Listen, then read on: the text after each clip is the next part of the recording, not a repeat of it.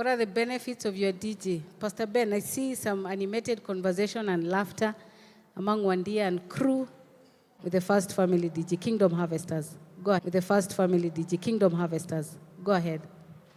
So, in my DG, It's better because when I was away, all of a sudden he just calls me to check up on me. I felt it. You see, like he cares even though you are so far away. And that really made me feel like I belong. And I'm sure he just doesn't do that to me, like to everyone else in that DG. And that really shows unity and family, not just a DG, but a family in Christ. And I really love that. Awesome. Awesome. Yeah. I love it too. I love that DG. All right, finally. Praise God. Amen. Our DG is called Kingdom Harvesters. First Family DG. We meet every Thursday, and one thing that I love about discussions, we laugh a lot. The latest we've ever left is 3 a.m. That was last week, but what? And when we were leaving, you could see the Muslims going to the mosque. We were like, yeah, these people normally go to pray, So we also pray together. We spend time to pray. Like this afternoon, we've planned to go to Heaven's Gate. Yes, Heaven's Gate, to spend like 2 nights there and pray together. Something else is we've been beneficiaries of care as well. We've been cared for. When we were sick, we were cared for. This last Friday, we went to care for... That you feel like you belong, you open up, you fit into that conversation, you share the same values, you share the same passions and all that. And also the fact that we as a church are passionate about the lost, and therefore even as we think about our DGs, it's all about how can we passionately impact our communities. So it's not just about gathering together and, being cozy and all that, being a social club, but it's all about passion for the lost. How do we reach out to the lost? And then how do we transform their lives? Because there is more to the things that we do in life. But as much as that is the truth, we also understand that there's this tension within our DGs. Not all the DGs get to enjoy all the things that we have talked about. There are DGs that are struggling. There are DGs that have been disappointed. There are DGs that feel that they have been betrayed. Why? Because DGs have people. And people have issues. People are inadequate. Right? Think about your DG. Think about the time that maybe you've been offended. That people were supposed to come to your house and they didn't come. Or you're supposed to have a DG and no one confirmed. Or you asked something in your DG space and people just blue-ticked you and no one actually responded. So when you look at all these things, we are inadequate, we are imperfect people, and sometimes life just happens. You expect me to show up for one thing, but I'm not able to show up because something has come up. Something of priority or something of importance has come up, and you're offended because I have not shown up. And these things can actually be as simple as what I've talked about. You've been blue-ticked, all right? Or, for example, you're hosting your DG, and then someone rocks in late and finds that food is over. And they have not eaten lunch and all that, and no one is concerned and all that. But you see, all these things are light. You can actually talk about them and get over them, right? If it is food, you can ask from a neighbor, if you've got good neighbors. Or you can actually order. Or, just make something quickly for them. Give them nuts and tea or something, some juice, all right? If it is a matter of being blue-ticked, next time even you blue-tick them and you don't answer, right? I'm not teaching you tit for tat, but I'm just saying. Those ones we can get over them. But now there are those big ones. Do you know what those big ones are? And that is where we see our squad gaps. And that is where, if we are not very careful, we are going to break our DGs. We are going to cause people who are otherwise ready to join DGs not to ever, ever join a DG again. Can people just tell me which ones you think can actually break the DG or cause someone to be so offended in a DG and not show up? Either it has happened in your DG or you think if it happens, it's going to actually cause your DG to have a problem. I see Vera here is whispering. Anything?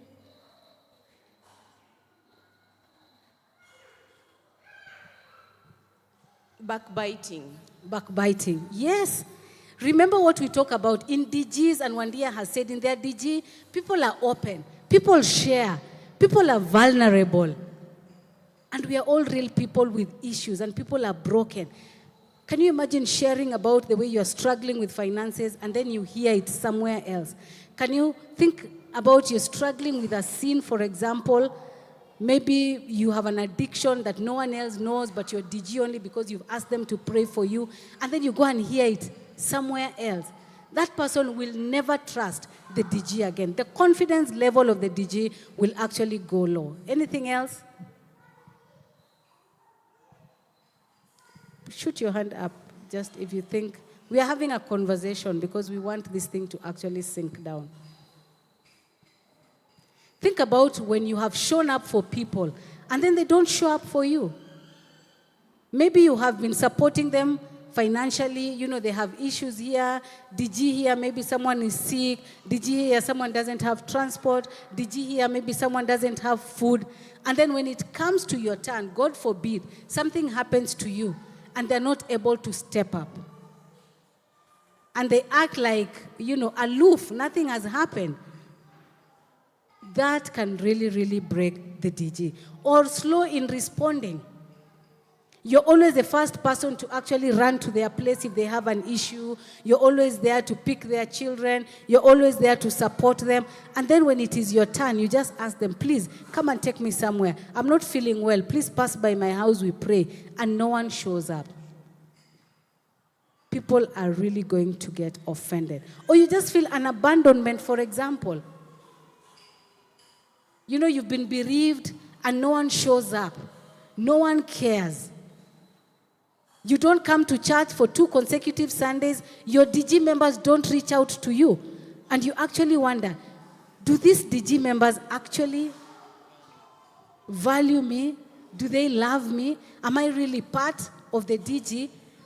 And then Isitoshe, they have met twice without you. So you've not been coming. People don't show up. And you've asked your mom to cook. Can you imagine? Or, for example, I think Vera said a squad member actually backbites you in the name of, prayer points. You know how that works? It's, for example, let me just give you an example that Annabelle, for example, is struggling financially, all right? So she's not even paid rent. She doesn't even have food. She even had to walk to come to church. And then she goes to the DG and say, hey, guys, I'm really, really struggling. I really need help. If you can just maybe support me this month with rent and maybe food and all that and something. And then you hear the story has changed. And I'm just giving an example that, I think we really need to pray for Annabelle. We pray for Annabelle first, God to give her wisdom so that she can know how to use her money well. All right? Maybe not to use makeup and maybe just reduce on that. Maybe we need to pray for wisdom that she needs to move from where she is to I don't know where. It's coming out as a prayer point, right? But is that behind the scenes? Is that really necessary? How about let's pray for Annabelle? She's having financial struggle. And if anything, the DG is the one praying. Why are you going to talk to someone else about that? Whenever we talk about DGs, we talk about confidentiality. Let anything that we talk here not leave the place. So that it becomes a family. You don't go washing your dirty linen in your neighbor's wood. You don't go telling people how noisy your husband is at night when he's snoring.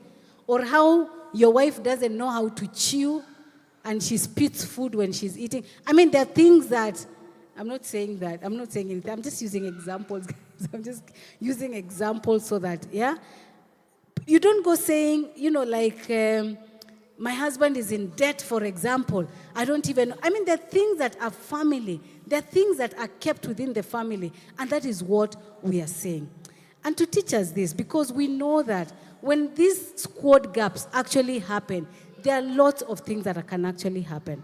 But I just want to point out 3, and then we are going to talk about what would Jesus do, or what did Jesus do, so that we learn from the Father of grace and how we need to extend grace to our fellow squad members. So first and foremost, whenever there's something in the squad that offends someone, that is not part of the expectation or the rules of engagement, if I can use that word, there's usually disappointment. People ask, how could you? Why did you? And there are no answers to that. People feel that you have let them down. People feel like you should have known better. People ask themselves that, why did you have to expose me into all those things? And whenever they are disappointed, they get discouraged. And when they are discouraged, they then become distant. And this is the point where I want you to think about your squad members, especially the ones that have been distant, the ones that don't join, the ones that don't come. Why are they distant? Of course, there are genuine reasons why someone maybe is not joining. Maybe they're traveling, maybe something has come up and all that. But for the last maybe 2 months, 1 month, they have not joined the DG, and there's no justifiable reason. Could it be that they're creating that distance for safety's sake? Because they don't want to be discouraged. They don't want to be disappointed. They're like, you know what? I'm better off alone with Jesus. Could it be that? And I'm tasking the DG leaders to think about your DG, squad members and find out from them. Is there lack of a participation out of bitterness? Is it out of pain? Is it out of discouragement? Is it out of disappointment? And disappointment could be, an expectation. Maybe there was a drive to do something, and then people did not show up. Maybe you had a passion and you had expected your DG to actually come through for you, but for one reason or the other, they did not. And that disappointment then is like, you know what? I'm not going to that DG again. Who are these people? I don't know these people. And of course, when there's disappointment, then they cause some distance. They don't come for DG. Then we move to the third one, disconnection. So that means they disconnect completely from the DJ. And remember, when they are disconnecting completely from the DJ, I can tell you, without a benefit of doubt, that it is just a matter of time before they disconnect from the church. They are on the way out. So they start with disappointment. They create the distance. If we are not able to bridge the distance, then they disconnect. When they disconnect from the DG, sure bet they will actually disconnect from the church. And the DG leaders, just go and play back. The people that don't come to church, it all starts with disconnection from the DG. Now, what I want you to find out is what caused that disconnection, and how can we go back and bring them back and shower them with love and make them understand and bring them back to the fold, because we have been called to be passionate about the lost, and not just being passionate about them, but also to make sure that even as we bring them into the fold, that together we are transforming the society and the community that we are living in. And therefore, when you think about the gaps, so what do you do when your squad leaves? Your squad member leaves you. What do you do when your squad leaves you with a deep, personal, and excruciating pain? What do you do? What should you do if you're already in that place of discouragement, distance, and disconnection? So there's someone maybe here who is just feeling like, Pastor Winnie, you don't know my DG. You don't know what they did. You don't know how disappointed I felt and the pain, because I expected my DG to know better. I expected the DG to ask me questions. I expected the DG to walk the journey with me, but they did not. I don't even want to be part of that squad. If anything, just put me in another squad. Because I'm disappointed with these people. I'm already distant. I've not been joining their DG, and I'm disconnected from these people. Give me a new DG. But what we are saying is no, let's go back to where the rain started to beat us. Let's go back and look at where the problem is, because moving on and not solving the problem does not really help us. So what am I talking about? Is going back to what Jesus did and what Jesus is calling us to do. If anything, you guys know that Jesus had a crew, a squad for 3 years. Some of our squads have not even been together for 3 years. These people dined together. These people, beat the storm together. These people saw Jesus multiply bread, fish and bread. These people casted demons together. These people ate, figs from a fig tree that didn't have anything. They saw Jesus cursing a fig tree that looked like it was productive, but it was not. So they had actually been together for a long while. But you know what? Jesus experienced the squad gap. Jesus experienced the squad gap among people that he thought understood him, had had an encounter with him, and a revelation with him. For us, when we read about Jesus, it takes the grace of God and it takes our imagination to also imagine this Jesus. Who was he? The things that he was able to do. But imagine these people were with Jesus. You'd actually expect that, apana, I trust that guy. I cannot let him down. But they still did. So who are we? Who are we? And in Mavuno, we always say that we are real people with real issues before or serving a real God. And as people, we've said we are imperfect, we are inadequate, we have got issues. I'll give you an example. So for example, if we have a funds drive, all right? So we have a funds drive, and let me use Pastor Debs here, for example. So if Pastor Debs has a funds drive, for example, and she wants to do something and all that, maybe she's lost a loved one, and she's like, okay, guys, we have a fundraiser and all that. Pastor Debs will have some expectations from the church, all right? And let me use Pastor Ben here. So assuming that Pastor Debs' bereavement actually come in the month of January. I'm giving an example. And then we have got Ben, whose bereavement maybe happened in the month of December. Who do you think will get the highest contribution between the two of them? December. Why? Their bonuses.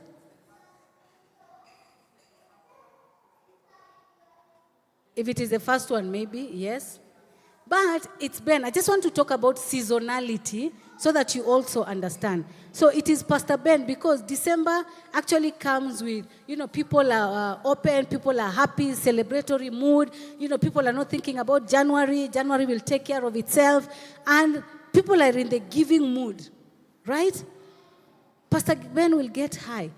Pastor Debs will get some low contribution because January comes with a lot of expenses.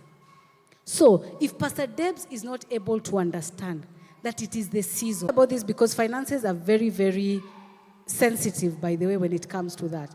You guys know how much we give monthly, right? So, and that is what we say, tithe. And where am I driving with this is, guys, let us shift our focus from people and focus on the one who supplies and the one who provides. If your DG, for example, everyone is unemployed in your DG, let me use example Wandia's DG. No, not that you're all unemployed, but I'm just saying, these people are still young. These people are still, looking to, and then you show up that, guys, I'm in a fix, I messed up the school fees that I was given, and I need you guys to help me raise 60,000. Will they be able to? Will the person feel offended that their DG were not family and they did not help? Yes, they will. So what am I saying? I'm just saying that even in our DGs, let us have expectations that are reasonable. Let us have reasonable expectations so that we do not hurt each other. All right? That was not that part of the script, but I just thought maybe I should just share that. But looking at Jesus, and I want us to read Luke 22. We can actually read Luke 22, verse 44 until 48, so that we don't have to go back again. But even as the media team actually puts that, I just want us to think about if you were Jesus and you've been betrayed by your disciples, what would you think? These are my boys. Why have they let me down? These guys, when I resurrect, because I know I'm going to resurrect, I'm going to burn them with fire. Who do they think they are? Watajua hawajui. But the squad did, things that, with no doubt, kama ingekuwa sisi, by the way, would be discouraged, would be distant, and would also be disconnect. Because we'll be like, you know what? I am Jesus. I can actually get another 12. So, media, do we have that? Luke 22, 44 to 47.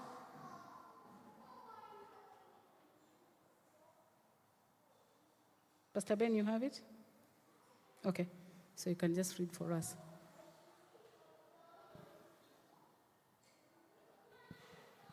Any version? Let me read easy.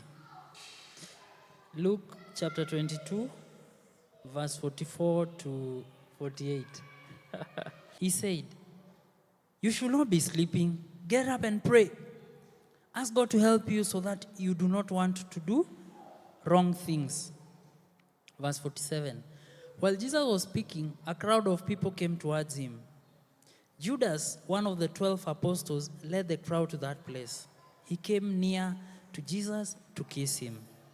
Jesus said to him, "Judas, why do you want to kiss me, the Son of Man? You are helping my enemies to take hold of me." Thank you so much. Guys, that script, what is happening? First and foremost, this is at the Mount of Olives, just before Jesus is crucified. Jesus has gone up. So he has the 12 disciples. Then within the 12 disciples, he has got the 3 disciples that are close to him, bosom buddies. These ones, they'll always be there with me. And he goes with them. And then he tells them, guys, chill here. Let me just step there. All right? I pray, but you guys wait for me here as you pray. Jesus goes to pray, and because of what was coming, the anguish that he had, we are told that he was sweating like blood. As in, it was so, think about it. If you are in trouble and in pain, that you are sweating something like blood. And then when he comes this side, he finds his 3 disciples sleeping. You think about it, that you're actually going in for a surgery. All right? You have called your DG members and you've told them, guys, I need prayers. Here, it's a matter of life and death. So 1, they're not in hospital. 2, no one is praying for you. They're not calling you to confirm that they're praying for you. And then number 3, when you reach out to one of them saying, guys, I am now being wheeled into the theater, you find them parting. How would you take that? After 3 years of being in the same DG and eating together and you paying the bills, so let's assume the one going to the theater is the one that has been spoiling the crowd. And then when it is your turn, no one actually is there That was Jesus. And then he's like, okay, you guys, you don't want to pray, it is okay. He finishes to pray, then he walks back. Okay, we are done. I think now I have got strength enough. And that is the time when Jesus was telling God, if it is your will, take this cup away from me. Not my will, but your will. And then he says, it is fine. If you still want me to take this cup, I will take it. I am fine, whichever way. Then he decides, let's go. So he comes down and he's walking, and then boom, who is showing up? Judas. And Judas is not just escorting the people that are coming to arrest Jesus, but he's leading them. Did Jesus wash the feet of Judas? Did he? Did Judas eat the Passover meal with Jesus? Was Judas part of the crew that walked in on the donkey Palm Sunday? Was he there? He was a treasurer. I know. If I was Judas by there, I would be like, you're not getting my Jesus. And then nikule nini? But he was like, no, I'm betraying you. So think about, when we now bring it to the backbiting, the people who backbite you in your DG. You have told them something, they go panga with the enemy, and then they come, boom, to attack you. And then we know how the story went. Jesus was arrested. Peter slashed someone's ear. Jesus took the ear, put it back, and then he said, let us go. Am I actually, am I armed? Why have you brought all these people, blah, blah, blah. And then he goes. And then we know the story. Jesus died. Jesus resurrected. So think about yourself. You have gone through the pain. You have been in theater. You almost died. In fact, you have been in a coma for 6 months. And then the Lord has, has caused you, or the Lord has actually healed you. You have recovered fully, fully, fully. And then the Lord, Isitoshe, exalts you to a glorious place. The Lord gives you a husband. If you had a job that was, not earning you a lot, the Lord actually promotes you to a job that you can now, live wherever you want to. Take your children to the school that you want to. What would you do to your DG members? Now, imagine with me, play it back. They were not there at the theater. You almost died. You were in a coma for 6 months. You recovered for like 1 or 2 years. You are off. You are dependent on your family. And then, boom, you recovered. Now you have got everything going for you. What do you do to your squad members? You left, eh? Don't call me. Don't call me. Don't text me. Don't tag me. Yes. You're leaving the group as you're entering the theater. Yes. So think about it. And then, even after you have succeeded, all right, one of your DG members now says, huyo si Ann. Huyo si Ann Adipo. Huyo Ann tunamjua sana. Huyo kama si sponsor. Hakuna kitu hapo. As in, they're even doubting your glory. Who am I talking about? Thomas. So imagine Thomas knew that Jesus was to die and resurrect. Because Jesus had already told them, this is the script, guys. This is what is going to happen. But after the resurrection, it's like, ata si wewe. I don't think it is you. You show me the nails. Show me the nails. Who are you? And it's like, but we have walked the journey with you 3 years. I'm just playing the script. But guys, why am I giving you this story? It's because I want us to learn from Jesus himself. You guys remember what happened when Jesus died and all that, and when Peter and the crew decided to go back and fish? Jesus went back for them. Jesus, in his glory, went back to his squad. We all know that Peter denied Jesus. How many times?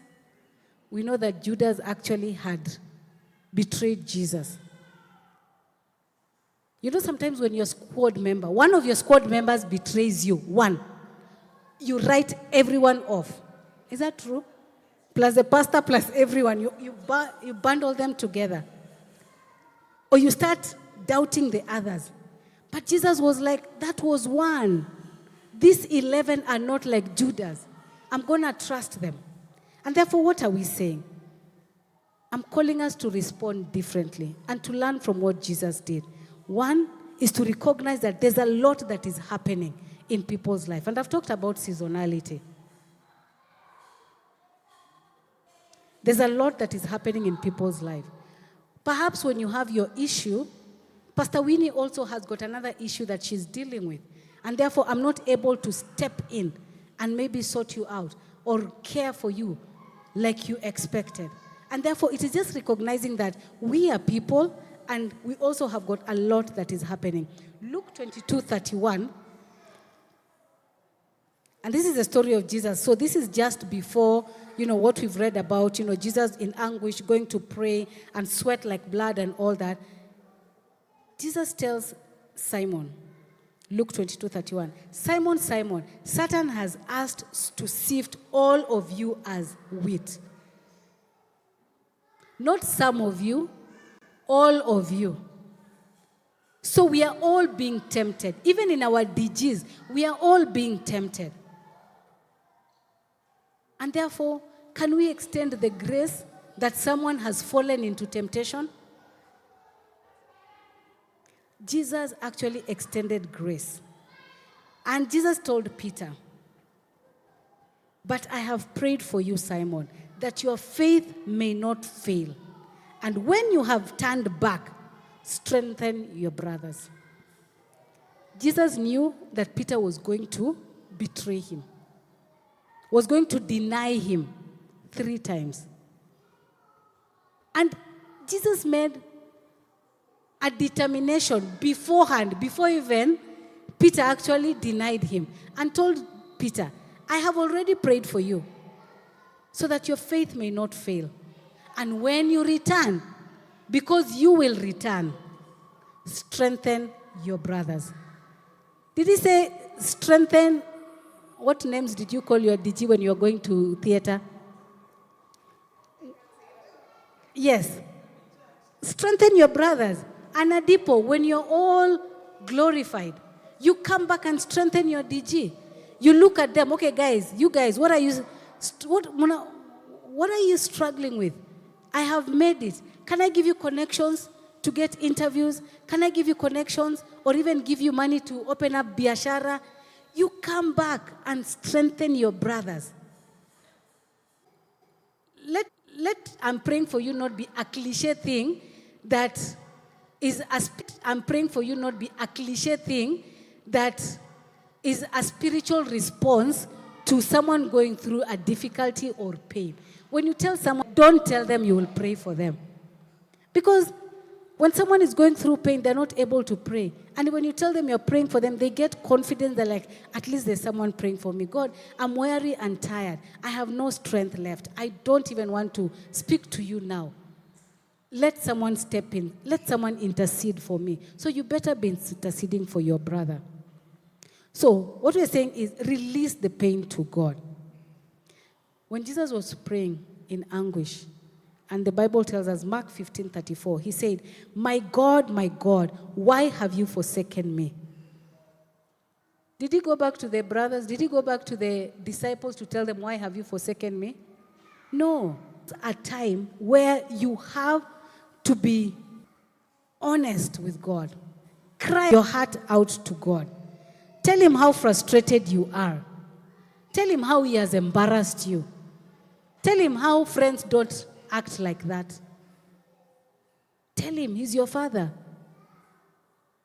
Like me and you right now, how I'm feeling, to be honest, I don't feel that you're close to me. I don't feel like you're treating me like a daughter. I feel distant. I feel like you're not answering my prayers. What is it that you want me to do?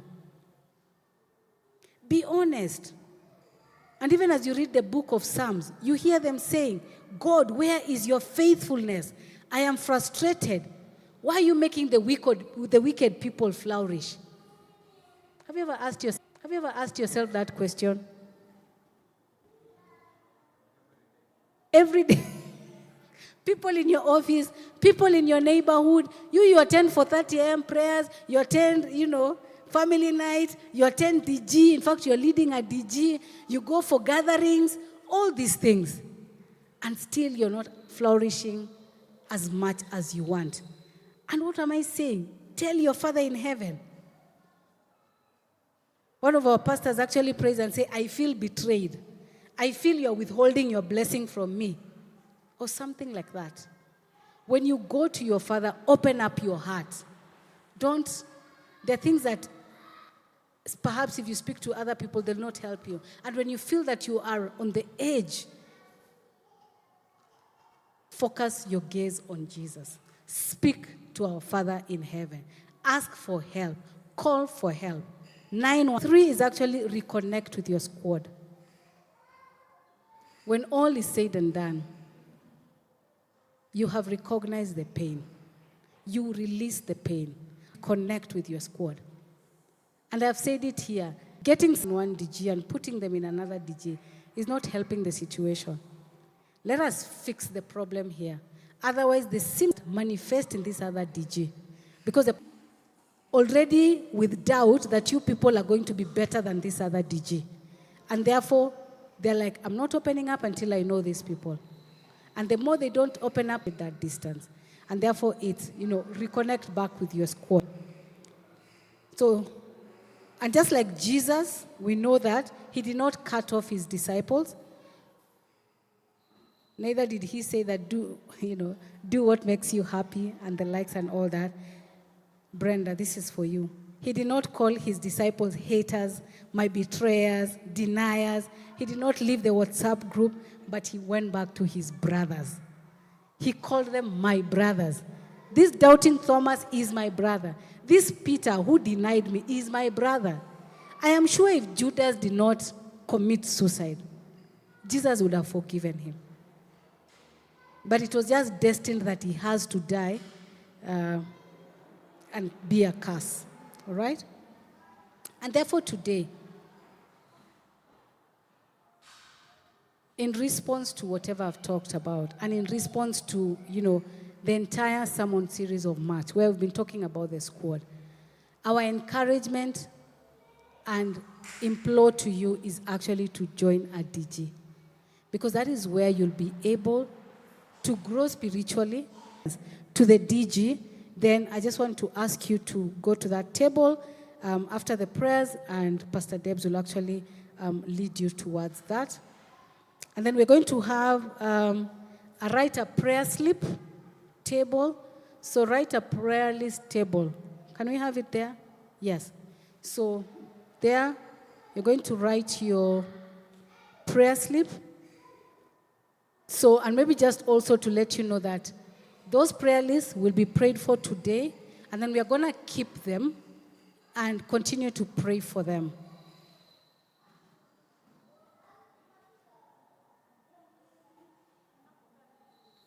Sorry? Oh, yes. Yeah, good idea. So the crew that is going to Heaven's Gate will go with a prayer list and pray for you.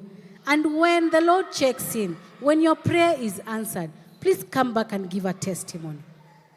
Please come back and give a testimony, because glory belongs to God. All right? And then we're going to have, don't write your names, please. We don't want to know. I don't want to be looking at you funny when you walk into church. That's on a light note, okay? The third station will be write some pain on paper, members to be distant, that may have caused their members, Jehovah God, to disconnect, O King of Glory. And I pray, Jehovah God, that you have mercy, Jehovah God, that you bless them, O King of glory. That Jehovah God, you give them wisdom to know how to handle this, Jehovah God. That Jehovah God, you'll give them knowledge to know how to run and facilitate DGs, Jehovah God. To have your heart, Jehovah God. To have their hearts break, Jehovah God, for the things that break you, Jehovah God. To be passionate about your children, even when they do things, Jehovah God, that are not aligned to your will and your way, that they'll be good shepherds, Jehovah God. May you strengthen them, Jehovah God, to be able to stand courageously and boldly, Jehovah God, even